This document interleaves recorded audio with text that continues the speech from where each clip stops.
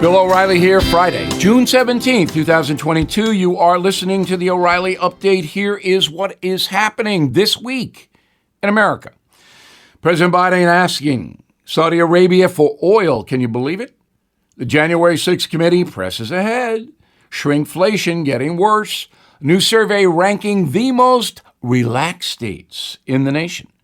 Also ahead, the message of the day. Update listeners, sound off. But first, Joe Biden announcing a trip to Saudi Arabia in July. The president will ask for oil from Middle East countries to ease domestic fuel prices, said White House Press Secretary Karine Jean-Pierre. Quote, the president appreciates King Salman's leadership and his invitation.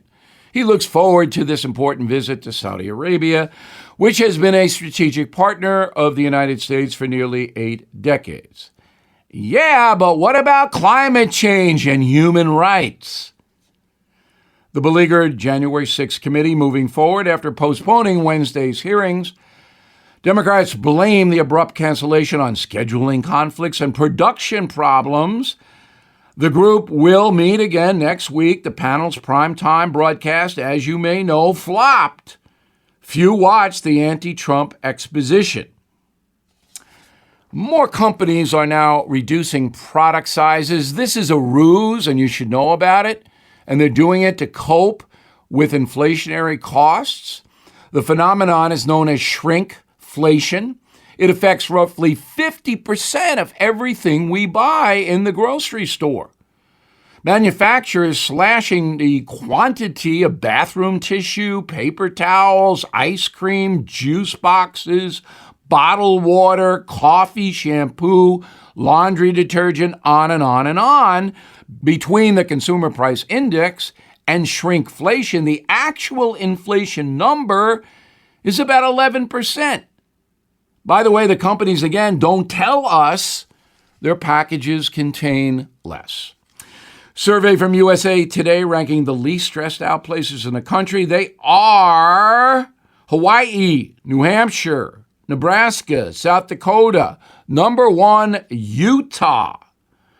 It's no surprise the most stressful spots are found in the Northeast: New York, New Jersey, Connecticut, Massachusetts, and Rhode Island. In a moment, update listeners have their say. Right back. Inflation at its highest level in 40 years, interest rates rising, and a recession may loom. Our retirement accounts are in real danger, no doubt about it. If you want to protect your future, please do what I did. Call the only precious metal dealers I trust, American Hartford Gold. They can show you how to protect your savings and retirement accounts by diversifying your portfolio with physical gold and silver. All it takes to get started is a short phone call, and they will have physical gold and silver delivered right to your door or put inside your IRA or 401k. They are the highest-rated firm in the country with an A-plus rating from the Better Business Bureau and thousands of satisfied clients. Plus, tell them O'Reilly sent you, and they'll give you up to $2,500 of free silver on your first order. Wow. So please don't wait. Call them now, 877-444-GOLD, 877-444-GOLD, or text GOLD to 65532.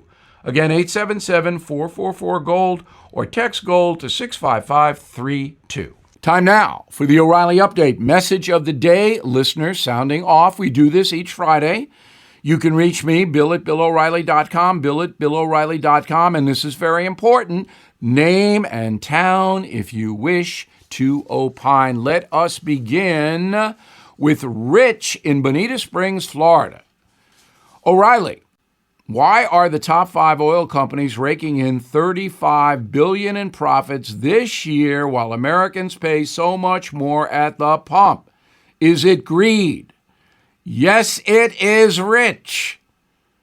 The American oil companies know there is mass chaos in oil and gas pricing.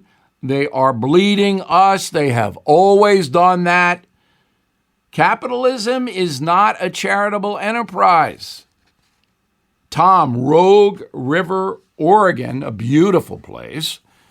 Hey, Bill, while I agree that big oil is out for every nickel, I'm no fan of theirs, let us not forget that these companies have annual sales that top $350 billion. They run around an 8% profit margin. That's way less than many high-tech companies. However, Tom, we don't have to buy what the high-tech companies have.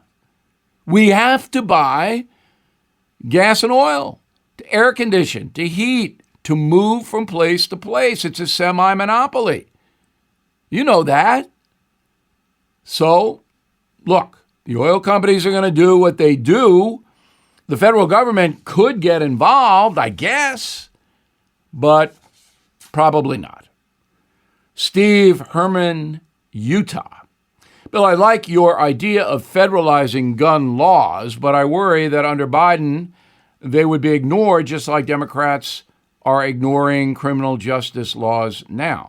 That is true, but you don't, if you are a congressperson or a senator, you don't pass or vote against laws based upon what somebody might do with those laws. Your job in the House and Senate is to pass laws that help the American people. The only way criminals practicing gun violence, again, criminals, are going to stop is if they are incarcerated with mandatory federal prison sentences. That's it. Red flag laws, registration, background, that's not going to stop gun violence. Only punitive measures will. Ross, Miami, Florida. Hey, Bill, went to a restaurant Monday I haven't been to in a few months. Prices up about 40%, and they replaced some dishes with cheaper ingredients, not going back. Hey, Ross, I'm with you. I go into restaurants now, and I'm seeing the prices, and I'm not going to pay $25 for a hamburger. I'm not going to do it. So my strategy sometimes is not to go in very hungry and order a couple of appetizers and lay off the $40 entree. If I want a burger, I'm going to grill the burger. I'm not paying $25 for a hamburger. I'm Bill O'Reilly. I approve the message by putting it together. If you'd like more honest news analysis, please visit BillO'Reilly.com. And happy Father's Day to everybody. My book, Killing the Killers, makes a great gift for Dad. In a moment, something you might not know.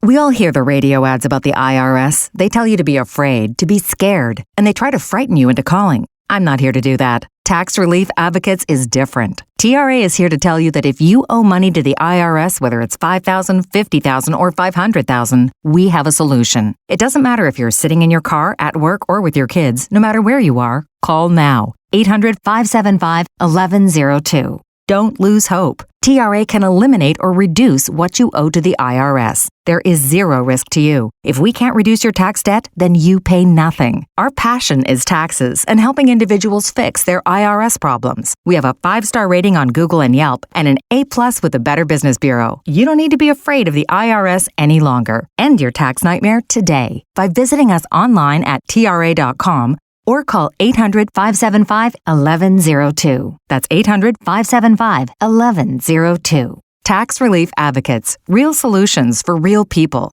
Now the O'Reilly Update brings you something you might not know. It is officially Father's Day weekend. The holiday was first created by President Nixon during his 1972 re-election campaign. Today, families spend $1 billion on gifts for the old man. Historically, fatherhood has been celebrated from antiquity to modern times, as you know. Here are the most prolific dads throughout the centuries as ranked by the Guinness Book of World Records. First, Pharaoh Ramses II, the ruler of ancient Egypt, spent 70 years on a throne. He fathered 162 children. His descendants can still visit his mummified body at the Egyptian Museum in Cairo. And you'd be mummified too if you had 162 kids. Next, Augustus II, the King of Poland, born in 1670. By his death, the monarch had one legitimate heir from his wife, but 300 children from extramarital affairs. Lots of Christmas presents. Then there's Ming Mang, the 19th century emperor of Vietnam. When he wasn't fighting French colonists, Ming was having children with 400 wives. In total, the emperor fathered at least 350 children. Ming was revered by communist Ho Chi Minh for his decision to ban foreigners from Vietnam. I believe that was because there was no room in the country after all the Ming kids. The second spot goes to the British sperm donor Simon Watson. Mr. Watson made headlines in 2016 when DNA tests confirmed he sired over 800 offspring throughout the UK. In 2019, Simon impregnated 30 women within 30 days by artificial means, of course. Right, Simon? Right? The most prolific father of all time, Genghis Khan. Renowned as the world's greatest warrior, Khan also had the most children. The 13th century ruler had 300 wives. He also had a harem of 500. And so, historians believe he fathered 3,000 kids, leading to the old Mongolian proverb, yes, you can. Happy Father's Day. Back after this. Supply chain issues have been a catalyst to bring high-tech manufacturing back to the USA. My tech guy, the founder of Brownstone Research, calls it the Great Recalibration and discusses it in his new newsletter, Near Future Report. For 35 years, Jeff Brown has helped his subscribers safely navigate volatile times to preserve and grow wealth. He also answers your most pressing questions like how to protect your retirement from inflation. What are the implications of a new digital currency and the Great Reset? What will the Fed do with interest rates? And what's going to happen in the stock market this year? Brownstone Research has been at the forefront of major market moves for 35 years. Let Jeff help you by signing up for his newsletter today at a 75% discount, a 12-month subscription, only $49. So please go to jeffbrowntech.com. jeffbrowntech.com, jeffbrowntech.com. Thank you for listening to the O'Reilly Update. I am Bill O'Reilly. No spin, just facts, and always looking out for you.